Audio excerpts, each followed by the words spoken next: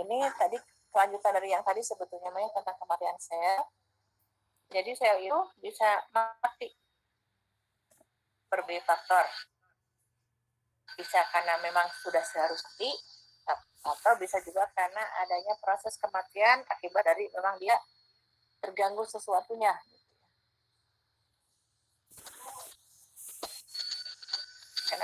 Kenapa sel itu mati? Mungkin terjadi karena adanya tugas yang ekstrim yang menimbulkan kematian pada sel itu. Dan biasanya ada, kalau yang ekstrim ini mengenai seluruh tubuh, akibatnya kematiannya bukan hanya kematian sel yang terjadi, tapi kematian secara umum atau somatic death. Nah, kalau yang tempat saja mungkin karena zat yang menimbulkan kematian itu hanya mengenai jaringan setempat saja, tidak saja jaringan tertentu atau jaringan teratas. Jenis-jenis kematian sel di sini ada 2 jenis. Ada apoptosis, ada nekrosis. Kalau apoptosis memang di sini bentuk kematian yang sudah terprogram, memang harus mati sel itu. Karena kalau tidak mati akan menimbulkan masalah. Mungkin begitu bayinya lahir akan bersifat penyakit habitat, ataupun memang ada masalah untuk fungsinya. Jadi apoptosis suatu bentuk kematian sel yang sudah terprogram oleh informasi genetik yang telah ada di dalam sel. Jadi memang dia harus mati, namanya apoptosis. Ini melibatkan sel-sel tulang, tugal atau sekelompok sel. Nah, bila sel tersebut mati, dia akan bentuk fragmen menjadi potongan-potongan yang terikat oleh membran yang dengan cepat akan difagosit. Jadi sel yang mati ini tidak dibiarkan saja, tapi akan diambil sel fagosit tubuh kita atau sel natural, sel killer di dalam tubuh kita. Sel killer itu merupakan bagian dari sel darah putih, ya. Jadi ini oleh sel makrofag. Makrofag merupakan bagian dari imun tubuh kita, ya. Nah, kenapa ada proses kematian sel yang sudah diprogram? Karena ini diperlukan. Contohnya untuk pembentukan jari tangan dan kaki pada janin. Karena pada saat awal kehamilan, sekitar 5 bulan ya, saya lihat di gambarnya, jari-jari bayi itu dia masih tidak utuh seperti kita sekarang, tapi ada selaput-selaputnya seperti jari katak. Dengan adanya proses apoptosis, maka yang seperti jari kataknya atau ada lapisan selaputnya ini dia akan mati. Akibatnya begitu lahir bayinya itu dia tidak seperti jari katak, tapi seperti jari manusia pada umumnya.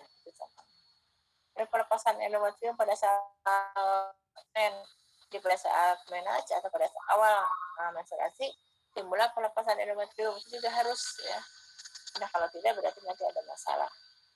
Dan pembentukan hubungan yang sesuai atau silap di antara neuron di dalam otak. Jadi kalau tidak dimatikan, mungkin nanti akan ada komunikasi antar silap lainnya menjadi kacau. Itu ini memang diperlukan, ya, supaya tidak terjadi kekacauan. Nah, di sini contohnya di sini kematian sel yang terprogram yang diperlukan untuk masuk sel yang merupakan ancaman bagi integritas organisme. Jadi memang ini penting untuk sel mengalami apoptosis itu, karena nanti sel yang mengalami infeksi atau oleh virus itu bisa dimakan oleh sel makrofag, termasuk kerusakan DNA.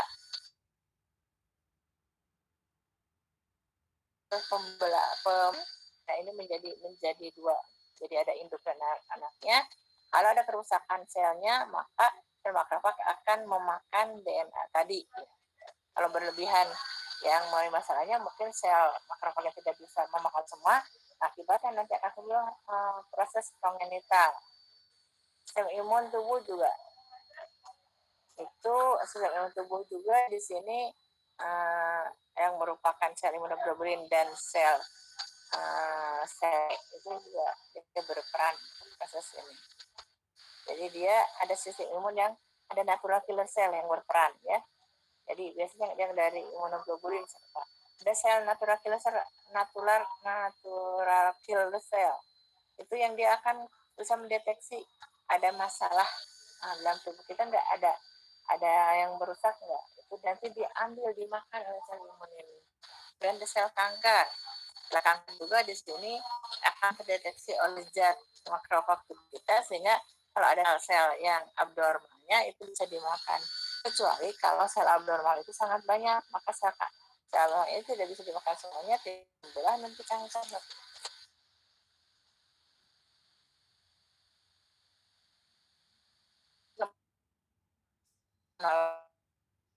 Di proses apoptosis, maka perkembangan normal manusia akan terjadi. Jadi secara umum apoptosis itu adalah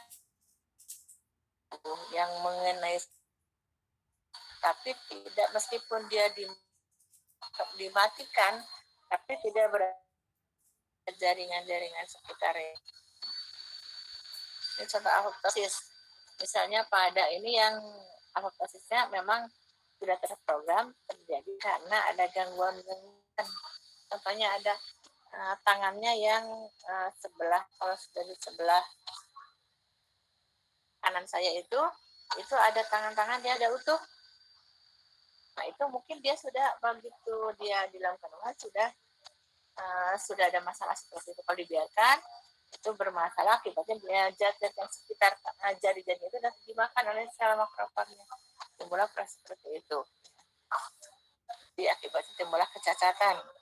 Karena kalau tidak cacat sedikit itu nanti reaksinya adalah catnya mungkin bisa sampai jauh atau luas ya. Ini prosesnya ya.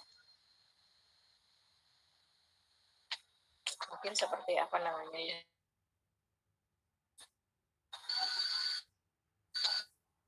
Ada yang hebat atau yang terus-menerus berlangsung cukup lama, akibatnya jas ini tidak bisa dikompensasi oleh sel, sehingga selnya tidak dapat melanjutkan proses metabolisme.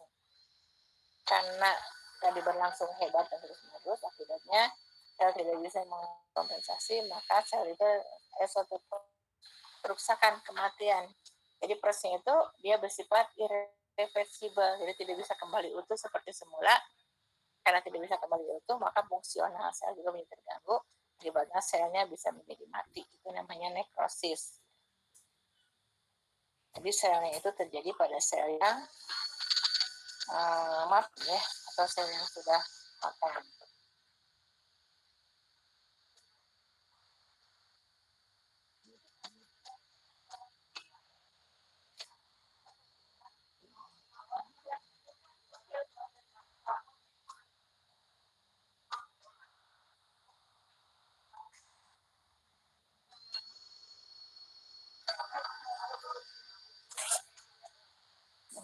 Jenis kematian sel atau nekrosis. Kalau nekrosis itu kematian pada jaringan sel, kematian sel pada jaringan pada tubuh yang masih hidup. Jadi itu namanya nekrosis. Kalau nekrosis itu memang di sini selnya itu sudah bagus, itu sudah matang, itu ada suatu masalah, maka selnya menjadi mati. Nah matinya namanya adalah nekrosis. Ada juga ini masih ada istilahnya nekrobiosis. Kalau nekrobiosis itu suatu budaya yang sifatnya itu memang fisiologis, dia harus mati. Contohnya adalah sel darah. Sel darah itu punya hidupnya itu jangka waktu hidup 120 kalau salah atau pada orang itu. Kalau dia sudah 120 dia harus mati. Kalau berlebihan justru akan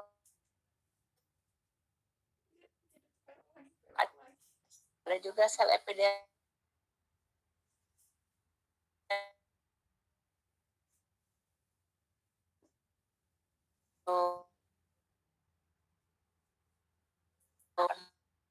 masalah.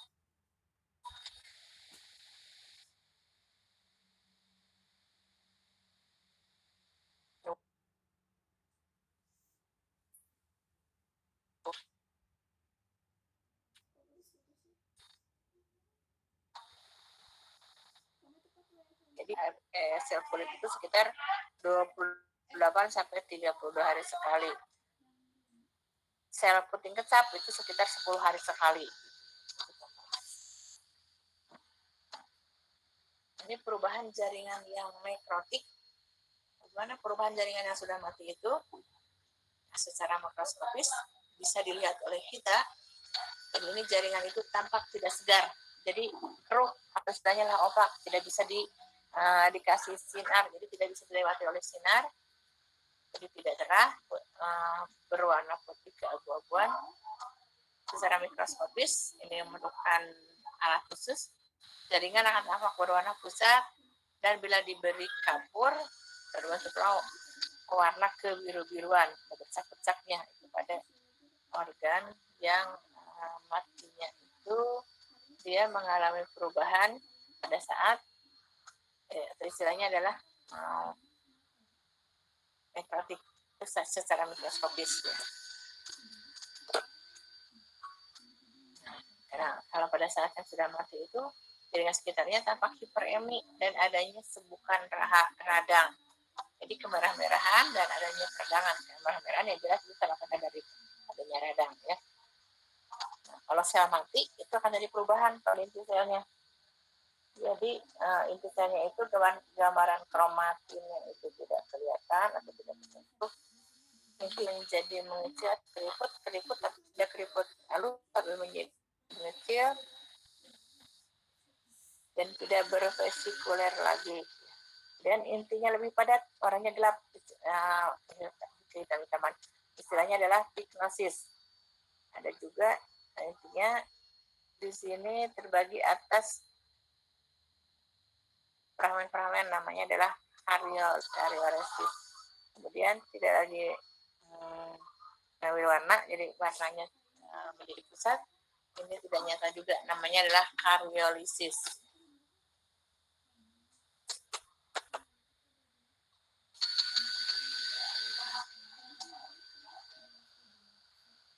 Nah, ini prosesnya. Ini proses kematian sel.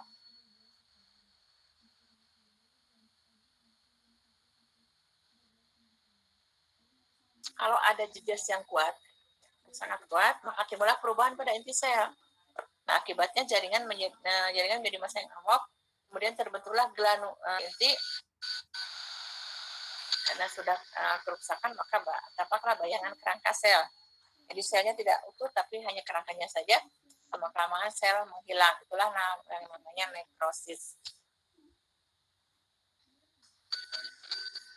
Penyebab nekrosis ini banyak ya. Di antaranya adalah iskemik. Jadi sirkulasi darah dengan cepat tidak lancar. Ada izin biologis, bisa mikrobanya, bisa dari bakteri, bisa dari virus ataupun yang lainnya. Ada izin kimia yang berbahaya, itu disebabkan mikrosis. Contohnya adalah zat-zat yang bisa menimbulkan masalah yang ada di laboratorium. Contohnya ada saya lupa natrium ya, yang bisa menimbulkan rusaknya ini, yang rusaknya kayu itu juga bisa menimbulkan rusak pada kulit kita ya. Izin fisik sudah jelas, hipersensitivitas. Nah, ini hipersensitivitas juga ini dari yang ringan sampai yang berat bisa terjadi. Kalau yang menimbulkan kerusakan atau nekrosis itu biasanya ya reaksi hipersensitivitas tipe yang berat ya. Contohnya adalah ada seseorang yang mengalami minum obat, dia sering minum obat juga tidak apa-apa, tapi pada saat minum obat yang sekarang itu reaksinya adalah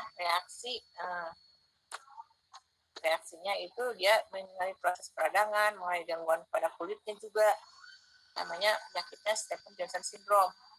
Bisa ke mata, ke mulut, itu ke mukosanya, bisa juga ke daerah kulitnya macam-macam. Nah, ke mata itu bisa berbahaya kalau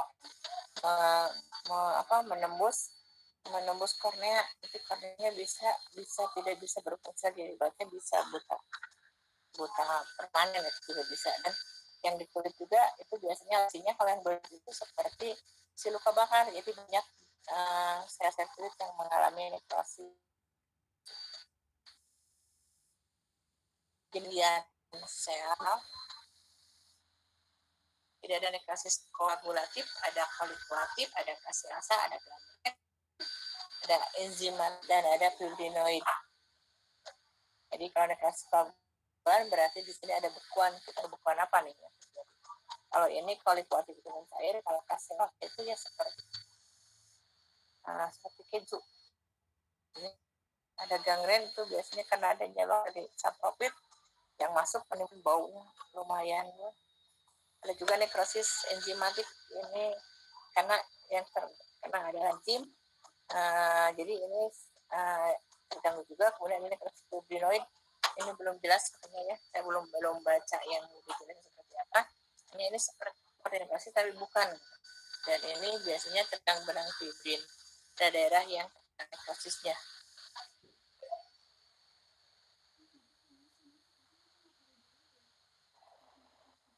Nekrosis koagulatif ini biasanya ada protoplasmanya seperti membeku, namanya koagulatif ya. Jadi sini terjadi karena adanya protein yang membeku juga. Ini biasanya terjadi nekrosis iskemik akibat putusnya pengangkutan darah. Jadi oksigen dan dari tempat itu tidak bisa melalui sana karena pengangkutnya itu bermasalah. Dari karena yang warna secara mikroskopis tampak intinya itu sisa intinya menghilang, plasmanya berbulir-bulir, kemudian selnya larut, fisis dan menghilang. Yang koagulatif. Penjabalan peradangan yang bersifatnya beku itu karena adanya tifus abdominalis. Kalau penyakitnya saudara silahkan cari nanti seperti apa sih, karena kita kan ini bukan yang sekarang ya, tapi yang pelajari apa yang terjadi ada pneumonia di contoh dari nekrosis koagulatif. Saya di sebentar ke kamar mandi ya. Iya Ibu.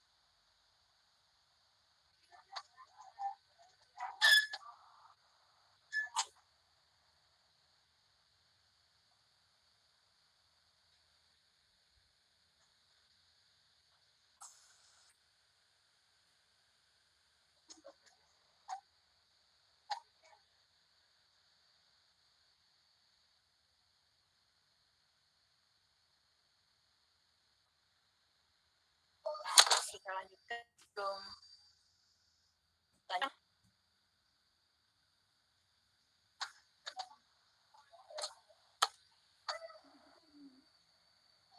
Tidak ada pertanyaan, kita lanjutkan ya.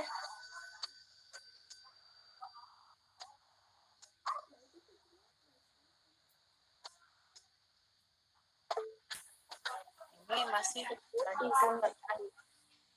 Oh, boleh silakan. Ibu, apa kalau radikal bebas itu bisa menyebabkan jejak sel hingga kematian sel, Ibu? Kalau iya, itu kenapa ya Bu bisa kayak gitu? Terima kasih Bu. Bisa terjadi juga radikal bebas itu. Radikal bebas itu bisa bermacam-macam. Contohnya kalau radikal bebas itu yang paling dekat itu adalah ke daerah kulit ya. Kulitnya bisa mengalami proses degenerasi, tapi ini mungkin saja kalau dia terpaparnya ke daerah yang lebih jauh lagi, itu kan karbon monoksida ya. Nah, itu bisa dia terhirup oleh kita, dia nanti menimbulkan reaksi di dalam tubuh kita. Ada reaksi yang bersifat kimiawi yang itu menimbulkan gangguan. Dia bisa menimbulkan kematian pada sel. Yang sangat berbahaya itu seperti itu. Jadi kalau nanti masuk ke dalam sel, bersatu dengan darah, atau bersatu dengan zat yang lain yang bisa menimbulkan kematian. Sehingga memang harus kita hindari rata-rata kalau apa namanya tuh yang zat itu bisa menimbulkan kematian, mungkin bukan langsung ya, tapi itu sedikit demi sedikit akhirnya lambat bersifat kronis, itu akhirnya selnya bisa menimbulkan kematian. Sebelumnya mungkin diawali dengan yang rata-rata adalah masuk ke darah atau masuk ke kulit, itu reaksinya adalah kulitnya bisa menjadi lebih cepat tua gitu ya. Tapi itu kan reaksinya karena lama, bukan mati, tapi ada jejas yang bersifatnya itu makin lama makin memburuk atau bersifatnya adaptasi proses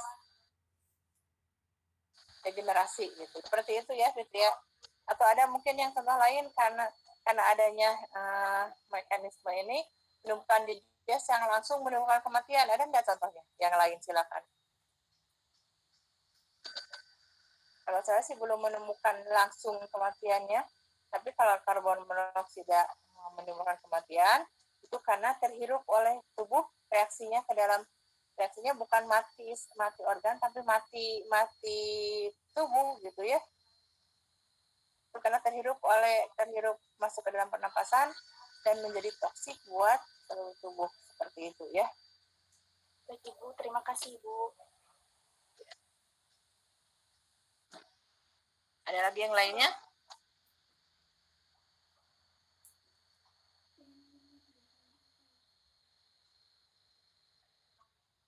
Kita lanjutkan.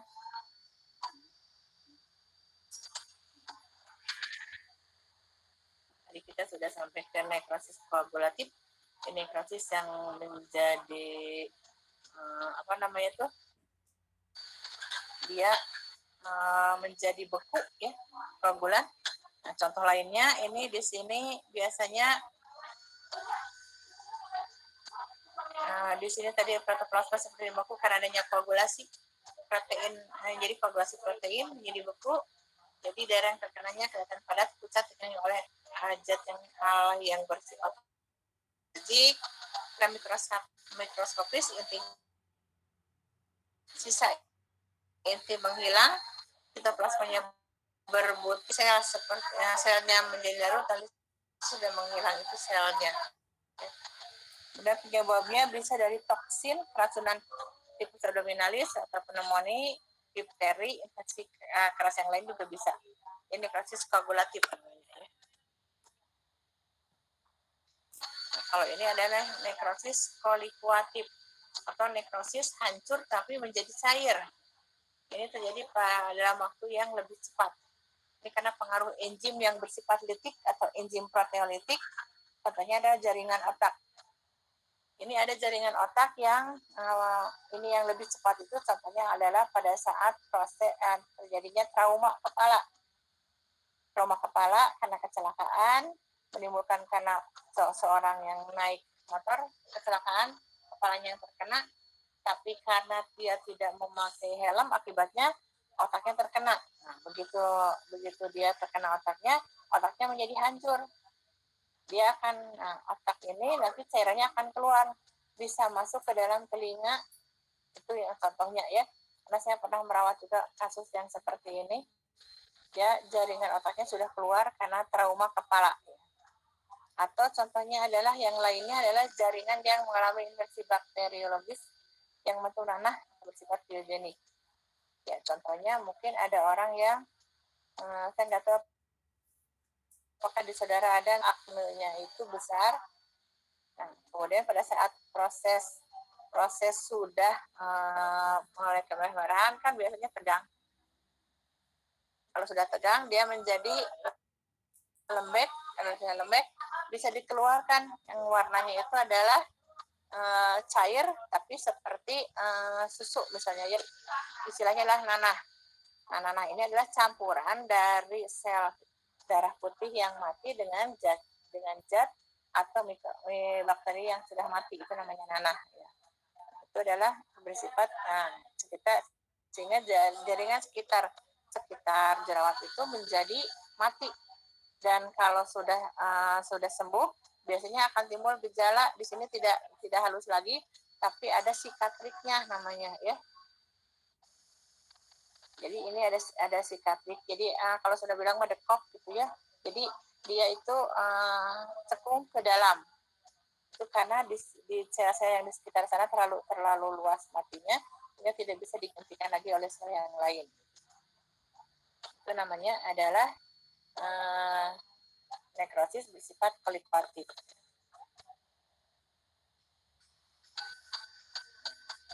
Ini ada nekrosis kaseosa. Kalau yang ini terjadi karena kematian sel akibat dari adanya bakteri, yang paling banyak adalah bakteri tuberkulosis dari TBC. Karena adanya bakteri TB ini, bakteri TB ini akan bersarang di daerah paru-paru. Jadi membentuk sarang-sarang nekrosis. Nah, kalau ini terbentuklah massa yang rata, berbulir, berlemak putih seperti putih kekuning-kuningan seperti keju. Nah, dia akan menempel di dalam paru-parunya. Nah, bila di paru, dia menempel bila ada yang bila batuk, orang yang kena paru-paru itu dia akan lepas keluar, maka akibatnya akan timbul reaksi perdarahan. Jadi pada orang yang TBC pada saat batuk berdarah itu terjadi karena nekrosis yang bersifat kaseosanya itu lepas secara mikroskopis. Jadi yang kaseosa ini akan tampak massa eosinofilik yang amorf ya. Jadi eosinofil yang kelihatan tanpa sisa struktur karena sudah mati. Dapat terjadi juga pada infeksi lain. Jadi pada limfogranuloma. Jadi pada tumor di limfoadenovenerum juga infeksi jamur itu bisa terjadi nekrosis atau nekrosis kaseosa atau seperti keju.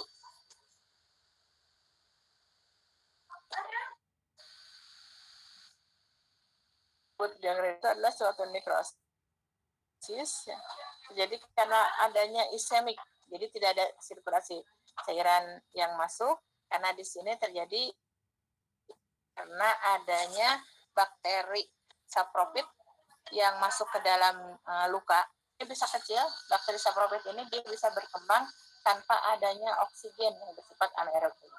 Nah, timbullah nanti dia berkembang menggerogoti sel-sel sekitar, kemudian timbullah kematian pada sel sekitarnya. Nah, kematiannya ini biasanya disertai dengan adanya bau dan warnanya itu menjadi menghitam. Namanya nekrosis gangrenosa. Nah, jadi karena adanya bakteri. Jadi super infeksi bakteri sapropit. Nah, ini proses infeksi bakterinya ini dia akan berkembang tanpa adanya oksigen, tadinya bersifat anaerob. Jadi pada prosesnya, jadi gangguan pada pengangkutan darah, tadi ischemic ya, sehingga darah yang tidak sampai, selnya menjadi bengkak, timbullah ischemic, kuman masuk, kasih berlanjut timbullah gangren. Dan ini biasanya ya lumayan baunya ya. Ini biasanya terjadi kebanyakan biasanya yang diabetes gangrenosum. Jadi pada diabetes yang lukanya itu bukan luka warna merah tapi lukanya yang menghitam. Luka hitam di sini biasanya tampak warnanya hitam dan berbau. Baunya lumayan juga ya. Selain itu juga, selain pada diabetes juga bisa terjadi pada appendicitis, di peradangan pada appendix yang menimbulkan gangrenosa juga bisa, karena tadi ada bakteri sapropit yang masuk ke dalam appendixnya. Ini memerlukan tindakan pembedahan dengan cara bedahnya itu bukan bedah kecil tapi perutnya yang harus dibedah, dibersihkan. Dan nekrosis enzimatik Kalau yang ini terjadi dia mengalami destruksi. Jadi destruksinya pada pankreas. Jadi kerusakan pada pankreas terjadi akibat adanya peradangan pankreatitis atau yang lainnya, sehingga akibat dari kerusakan pankreas ini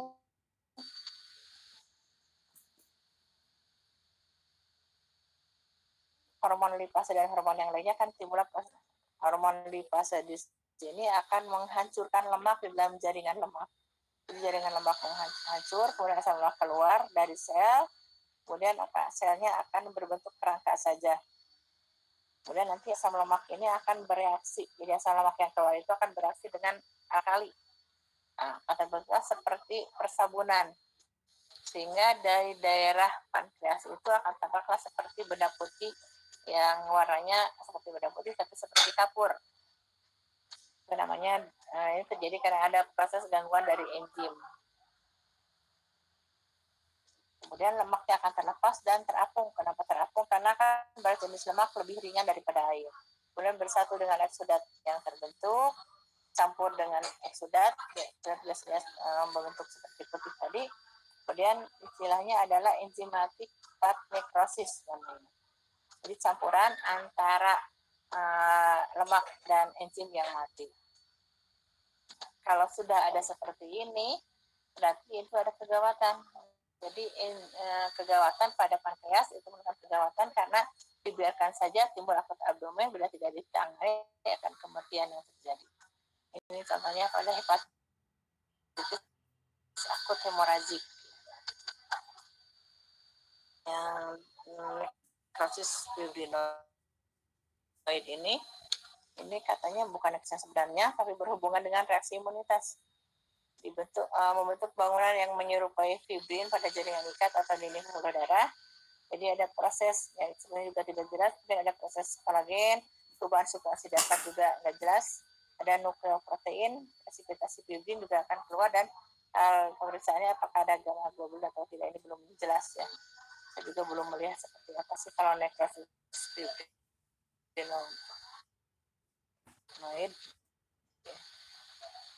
Ini contoh nekrosis. Ini nekrosis ini terjadi karena di sini tidak ada oksigen yang masuk, kemudian juga karena sirkulasi darah tidak ada, anoksi timbullah hipoksi. Lama-kelamaan dari tidak adanya sirkulasi darah, oksigen tidak ada, kemudian notis juga tidak ada, timbullah nanti menghitam. Nah, menghitam di sini kalau ada luka pada sasaran diabetes, ya lukanya akan lebih luas. Di dalamnya kelihatan seperti, tapi dalamnya itu sangat luas. Ini dibiarkan saja, ini harus dilakukan tindakan yang lebih lanjut lagi nantinya.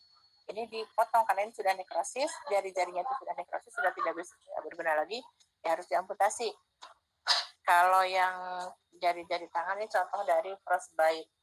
Frostbite itu adalah trauma karena adanya terkena oleh situasi suhu udara yang ekstrim, yang sangat dingin, yang bisa menimbulkan terhentinya sirkulasi darah. Ibaratnya karena sirkulasi darah perifer terhenti, sama juga di sini timbullah hipoksi, lama-lama jadi anoksi. Sudah anoksi timbullah di sini karena tidak ada nutrisi, saraf juga terganggu, kemudian darah juga terganggu, ibaratnya timbullah proses nekrosis. Nekrosisnya ini terjadi di jari-jari. Ini juga sama, kalau dibiarkan saja itu berbahaya. Besok tidak akan amputasi kalau memang jadi nekrosisnya menjadi kering gitu. Itu harus diamputasi.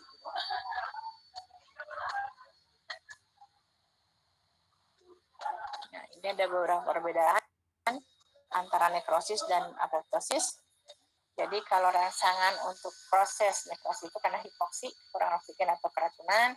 Kalau apoptosis ya memang ini sebetulnya yang paling utama adalah fisiologis, tapi ada juga yang patologis, seperti yang contoh yang tadi kakinya ada sebelah tidak untuk yang digitinya mungkin tadi tidak sempurna, itu karena patologis. Nah, ini bisa terjadi. Jadi bisa patologis fisiologis nekrosis.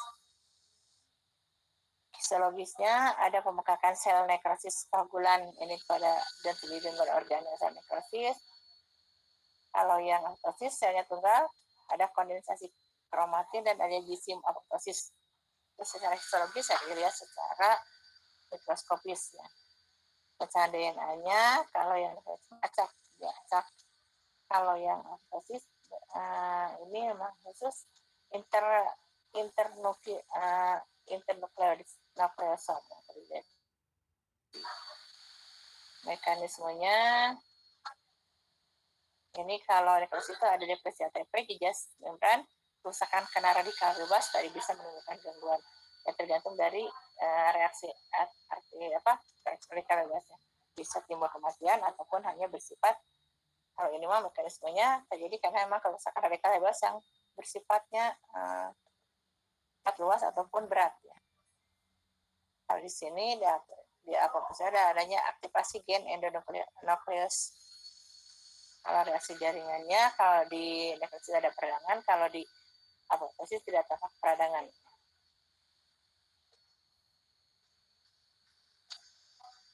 Itu untuk kematian sel. Sekarang ini ada kematian postmortem.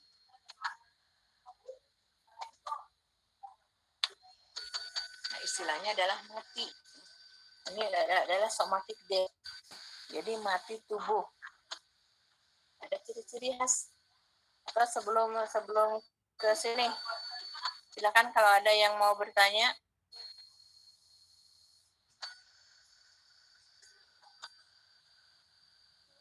Sudah cukup? Kita lanjutkan saja. Ya, kita lanjutkan saja. Ibu, mohon maaf izin bertanya. Ya, boleh. Kan tadi itu yang nekrosis itu yang jari-jari tangannya itu menghitam lalu diamputasi. Nah, Ibu, itu penyebab utama jari-jari menghitam itu kenapa? Dan apakah ada pola hidup yang mempengaruhi hal tersebut, Ibu? Terima kasih. Sebetulnya ada penyakit yang memang penyakit itu terjadi yang mengganggu sistem sirkulasi perifer. Ada. Kalau yang tadi saya jelaskan, yang tadi dilihatin adalah kena frostbite. Frostbite itu terjadi karena dia itu diam di tempat yang sangat dingin. Mungkin saja dia tukang mendaki gunung, di gunung dia sangat dingin sehingga sirkulasi darah menjadi tidak lancar. Karena sirkulasi darah tidak lancar, akibatnya darah yang harusnya masuk ke dalam bagian perifer, sirkulasi perifernya itu, yang tadi mah dia terhenti. Karena terhenti timbullah hipoksi nantinya. Di sini tidak ada oksigen yang masuk ke dalam di sini, ke dalam jari-jari. Karena tidak ada oksigen, lama-kelamaan timbullah anoksi. Ya tadi hipoksi itu lemah ya, kurang, kemudian anoksi. Nah di sini akibatnya kalau anoksi itu nanti selnya menjadi mati di sini. Nah yang tadi Maya yang ditanyakan kan apakah ada penyakitnya. Kalau mati ini kan kalau sudah mati sudah tidak bisa di apa-apain lagi, ya dipotong aja nantinya kalau sudah mati. Nah, ada penyakit lain. Ini penyakitnya bersifat penyakit sirkulasi juga. Ini kebanyakan yang baru diketahui itu dari akibat dari rokok. Penyakitnya lumayan bagus, namanya W2B penyakitnya. Nanti mungkin dibahas juga di KMB ya. Ada Winnie Water Burger disease namanya juga bagus, Winnie Water Burger disease, burger gitu ya. Nah, itu terjadi karena darahnya sama juga, darahnya dia tidak lancar karena ada koagulasi akibat dari ada zat-zat rokok mungkin yang masuk ke dalam darah. Akibatnya dia sedikit demi sedikit. Nah kalau ini kalau yang ini tadi juga sama sebenarnya karena kekurangan oksigen, lama-lama dia menjadi hipoksi. Nah ini kan orang yang diperes gitu ya, kan waktu, tapi kita mah waktu praktek untuk yang proses menjadi sakit untuk jadi di masa itu enggak, karena kita kemarin mah daring ya, jadi nggak tahu seperti apa sakitnya. Kemudian dia akan terasa terjepit sakit, lama kelamaan di sini menjadi nekrosis. Itu juga sama dipotong. Saya pernah merawat ada seorang sepuh yang dipotong tuh tangannya sudah dua-duanya segini, siku kaki satu sudah diamputasi juga sampai ke betisnya. Itu yang kaki yang satu lagi sudah mulai sedikit demi sedikit. Ya itu adalah suatu tindakan operasi gitu ya. Terus tadi yang bagaimana faktor pencegahannya ya jelaskan nanti ke masyarakat bahwa ada sesuatu hal yang dari rokok yang tidak, jadi bukan hanya kanker, tapi ada suatu masalah penyakit itu namanya W2B. Saya pernah menemukan yang paling muda itu usia 24 tahun, itu jari-jarinya itu sudah mulai terpapar. Hanya ditanya biasanya kapan merokok, gitu ya. Jadi harus dijauhi merokok karena bisa menyebabkan penyakit tadi ya. Bagaimana pencegahnya tadi? Pencegahnya yang kita jelaskan pengetahuan tentang ke masyarakat tentang proses yang terjadi bila ada banyak merokok, apa yang terjadi begitu. Ada lagi yang lainnya? Gimana tadi, siapa namanya? Indah, Ibu. Indah. Ada lagi yang lainnya? Silakan.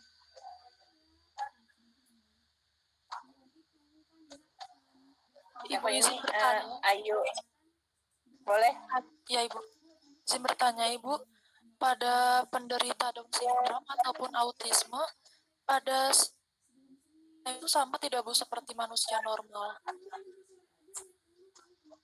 Kalau kerjanya mah mungkin kalau itu masih itu biasanya ada sebuah masalah, bukan kalorinya mah sama, kerjanya itu biasa pada fungsi otaknya, jadi pada apanya, biasa kan mereka itu menyendiri, kemudian juga jadi tidak biasanya asosial ya, tapi mereka bukan orang bodoh, tapi sistem kerja fungsi neuralnya sama dengan kitanya yang terganggu akan beberapa, biasanya akibat di otaknya itu. Jadi gangguan masalahnya lah masalah kejiwaannya, tapi terjadi gangguannya adalah dari otaknya gitu ya.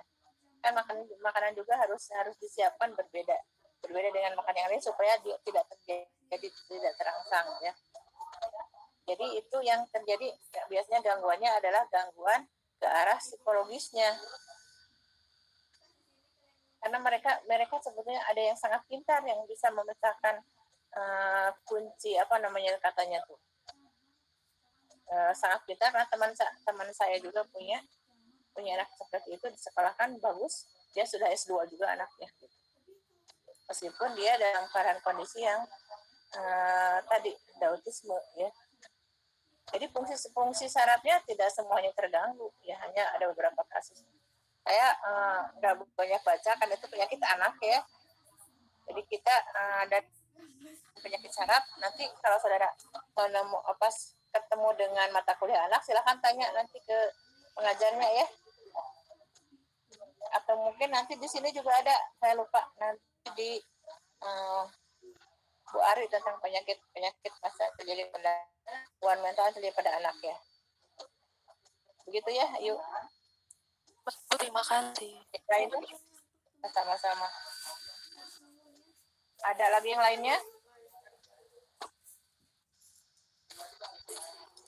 Kalau kita lanjutkan, boleh Mega Ayu. Iya Ibu kalau misalkan yang penyakit yang tadi yang jari-jari menghitam didiamkan, apakah akan terjadi apa-apa apabila tidak diamputasi? Kalau dibiarkan dia akan terus-menerus ke atas.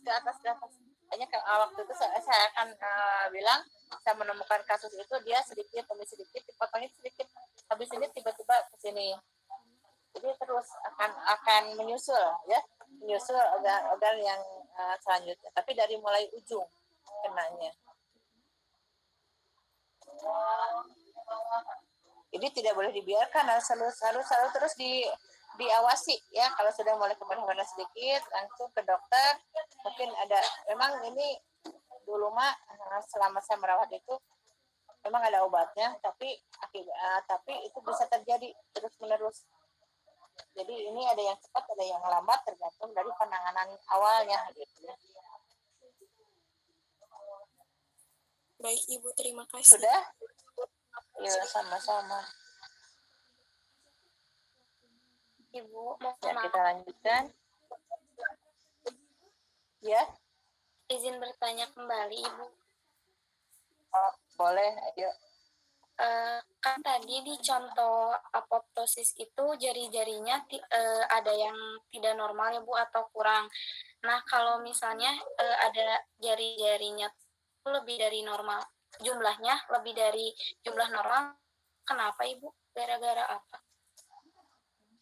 Itu memang itu kelainannya bersifat kelainan kongenital, tapi biasanya diturunkan itu karena ada faktor dari gen juga ya, namanya polidaktili. Sebenarnya itu penyakitnya genetik ya, tapi genetiknya mungkin bersifatnya resesif ya, jadi sedikit yang terkenanya.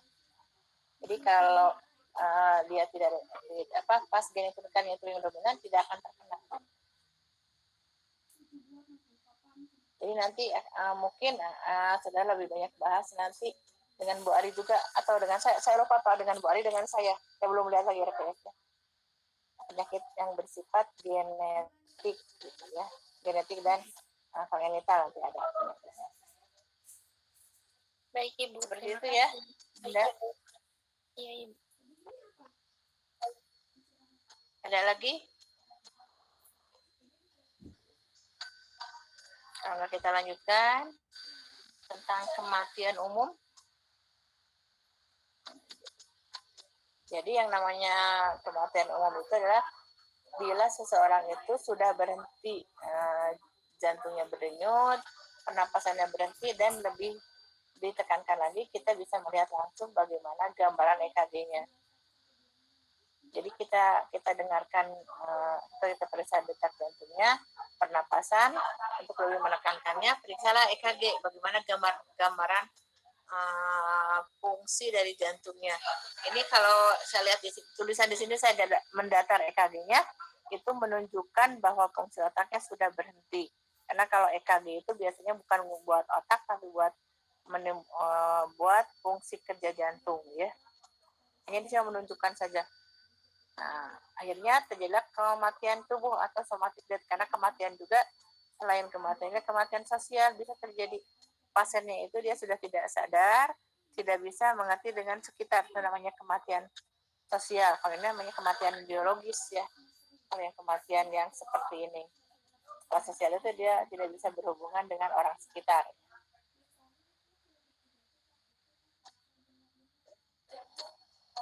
Setelah pasiennya itu mati, dinyatakan mati atau meninggal, akan terjadi beberapa masalah pada pasien itu. Di antaranya ini memang diperlukan untuk menentukan kapan dia meninggalnya. Ada istilahnya, ada algor mortis, ada rigor mortis, ada livor mortis, ada proses pembekuan darah, juga proses pembusukan atau putrefaction, dan ada autolisis, jadi nanti akan dimasukkan dirinya sendiri. Ini algor mortis adalah perubahan suhu badan. Ini segeranya. Ini setelah beberapa lama, biasanya suhu badan orang yang sudah meninggal itu ada sama dengan suhu sekitar. Jadi kalau suhu tubuh kita biasanya ada panas. Suhu sekitar yang normal itu sekitar 27 derajat Celcius ya. Nanti suhu tubuhnya menjadi sama dengan suhu sekitar, dan terjadi proses metabolisme yang berhenti. Itu namanya algor mortis.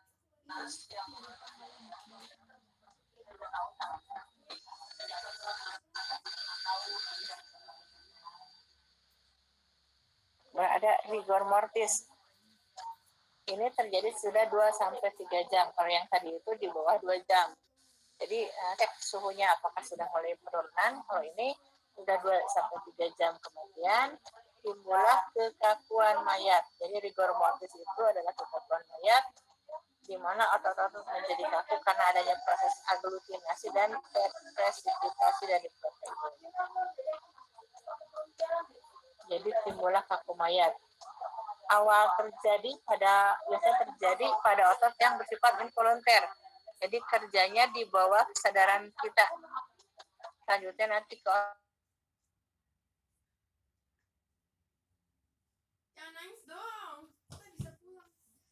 terus ke seluruh tubuh. Jadi kaku itu mulai dari atas ya, kemudian sekitar kepala dan leher dulu, baru kemudian ke bawah. Kaku ini akan menetap sekitar 2-3 hari, baru kemudian akan menghilang. Nah, jadi yang pertama adalah suhu tubuhnya menjadi dingin, timbul kaku, selama 2-3 hari, kemudian kakinya akan menghilang. Dan selanjutnya di sini kaku itu biasanya cepat pada orang yang banyak bergerak sebelum kematian. Contohnya adalah pada prajurit di medan perang, pada orang yang kecapean, gelisah dia saat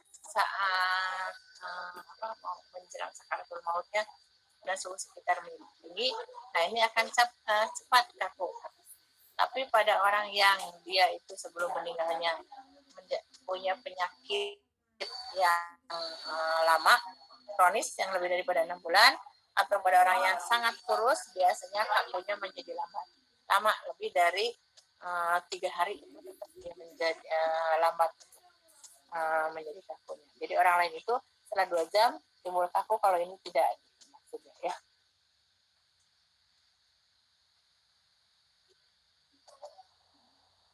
Dan ini terjadi perubahan warna karena sel darah mengalami hemolisis. Jadi ini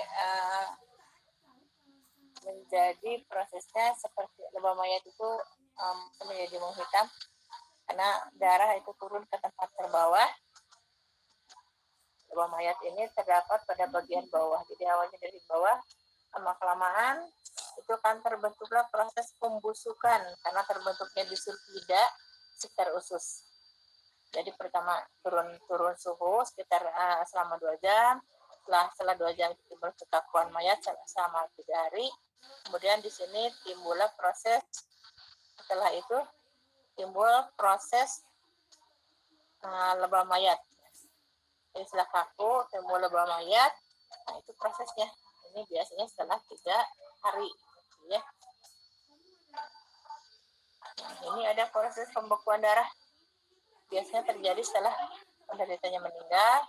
Jadi karena adanya pada masa agoni atau sekarat itu timbul pembekuan darah namanya agonal clot. Setelah meninggal biasanya namanya lah postmortem clot.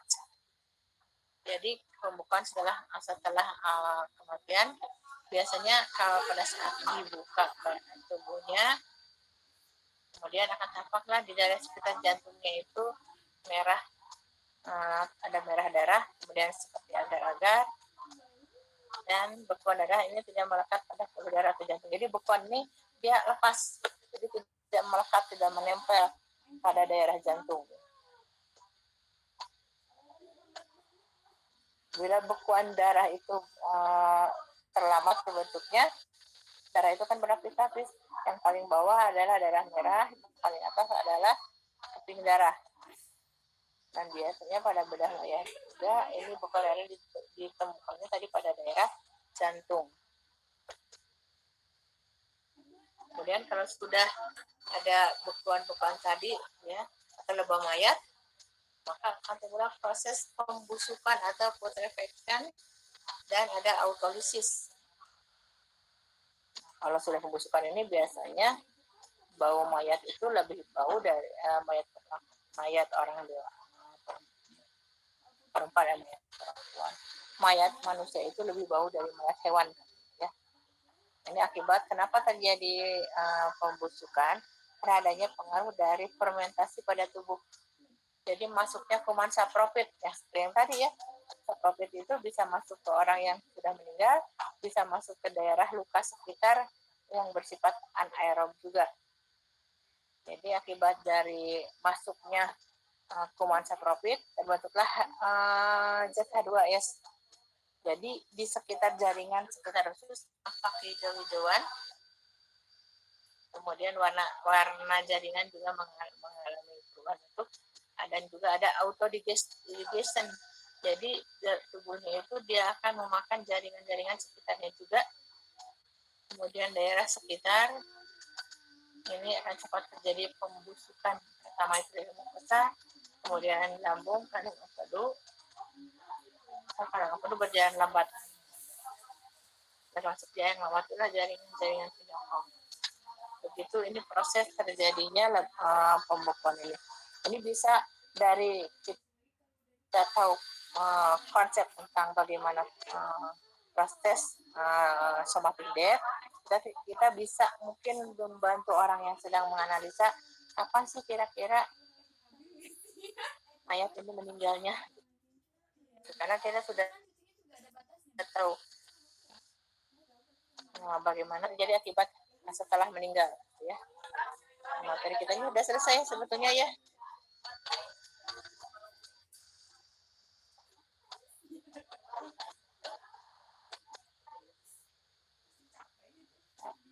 Materi kita sudah selesai.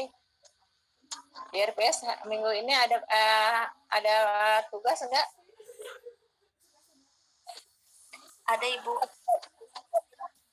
Ada. Nah kalau ada mungkin sambil mungkin waktunya masih ada ya, lumayan. Ada berapa? Setengah jam lagi ya. Boleh sambil cari-cari materi A-nya. Jadi biar nanti tidak terlalu lama membuatnya, boleh sambil mencari-cari apa yang harus dilakukan oleh saudara tentang tugas gitu ya. Silakan, laki-laki belum terdengar suaranya. Ada berapa orang laki-lakinya di kelas ini? Ada 7 orang, Bu. Berapa? Ada 7 orang. Nggak jelas. Siapa ini Sultan? Ada 7 orang, Bu. 7?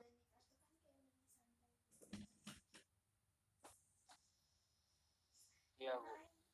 Laki-lakinya 7 orang. Dari 7 orang, berarti perbandingannya berapa nih laki dengan perempuan?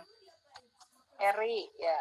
Ada pertanyaan nggak laki-laki yang lihat itu hanya Sultan, Heri, siapa lagi ini laki-laki?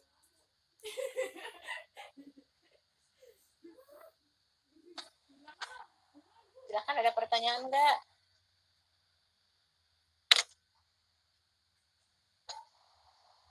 Ya kalau nggak mah, silakan saudara cari-cari materi untuk membuat tugasnya.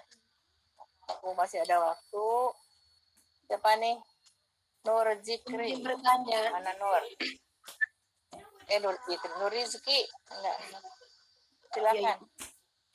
Ibu kan sebelumnya dinyatakan mati itu pasti dipastikan dulu apakah benar pasien tersebut mati atau tidak. Lalu untuk pasien mati suri itu bagaimana ya Ibu menurut medis? Kan sudah dipastikan bahwa pasien mati itu mengapa bisa terjadi mati suri itu? Ya itu kalau mati suri di dalam medis memang tidak ada, tapi makanya pada saat nanti saudara menemukan pasien yang sudah meninggal, dikan dulu, dipastikan apakah dia yang betul-betul meninggal, cek jantungnya, cek pernapasannya, tunggu selama 2 jam, harusnya seperti itu di ruangan. Nah kalau sudah di ruangan dinyatakan, dicek lagi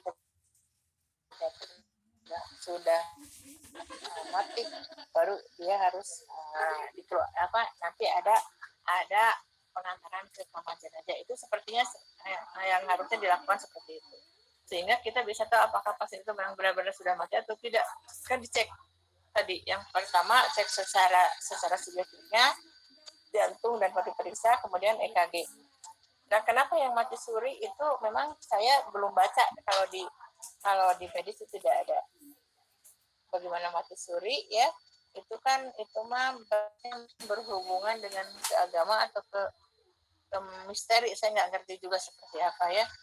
Ya memang ada di dekat saya juga ada, tapi bukan saya sendiri yang melihat, tapi kan ada orang yang 3 kali mati dekatnya kakek-kakek, sudah dinyatakan meninggal, tapi di rumah ini sudah diumumkan juga, ternyata pas mau dimandikan bangun. Ya kemungkinan bisa terjadi mungkin dia hanya koma saja. Tapi kalau koma juga ada tanda-tanda kematiannya. Lihat tanda kematiannya itu ada semua. Kita nggak tahu seperti apa. Makanya memang seharusnya dipastikan benar-benar sudah mati. Ya begitu ya, Nur Rizki. Baik Ibu, makasih. Tuh, mangga. Ada lagi yang lainnya?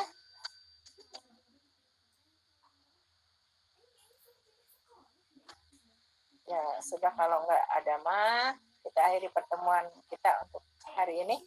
Jadi minggu depan kita bertemu. Saya 50 menit, mungkin Bu Tiap Sari rasanya 50 menit.